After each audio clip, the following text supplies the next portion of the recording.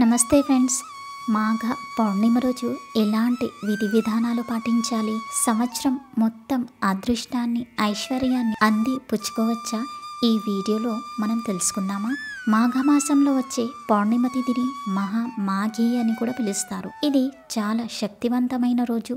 మాఘ పౌర్ణిమ రోజు ప్రత్యేకమైన దానాలు ఇచ్చిన, ప్రత్యేకమైన స్నానం చేసిన జన్మల దారిద్రాలు తొలగిపోతాయని చెబుతారు. ధనపరంగా కలిసి వస్తుందని, అప్పులు తొలగిపోతాయని, వృధా ఖర్చులు ఇవన్నీ తొలగిపోవాలి అంటే ఈ రోజు అంటే మాఘ పౌర్ణిమ రోజు ప్రత్యేకమైన దానాలు ఇచ్చుకోవడం, ప్రత్యేకమైన స్నానం చేసుకోవాలి.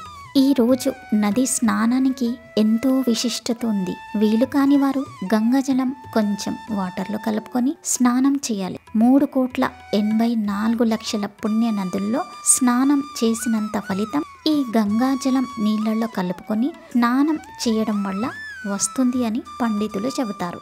ఆర్థికంగా బాగా కలిసి రావాలంటే, ఆర్థికంగా బాగా డెవలప్ అవ్వాలి అంటే, వృధా ఖర్చులు తగ్గిపోవాలి అంటే ఈరోజు సాయంత్రం లలిత సహస్రనామం పఠించిన, విన్నా ఎంతో పుణ్యం కలుగుతుంది. స్పెషల్లీ ఈ రోజు సాయంత్రం వెన్నెల్లో చంద్రుడు కనిపించినప్పుడు పాలతో చేసిన పాయసం 10 నిమిషాలు పెట్టి తర్వాత ఇంటికి తీసుకువచ్చి లలిత అమ్మవారి ఫోటో దగ్గర పెట్టి కుటుంబ సభ్యులు మాత్రమే ప్రసాదంగా తినాలి. ఇలా చేస్తే మొండి బాకీలు, ఎక్కువ ఖర్చులు తగ్గి ధన ఆదాయం కలుగుతుంది. రుణ బాధల నుంచి కూడా సులభంగా బయటపడవచ్చు.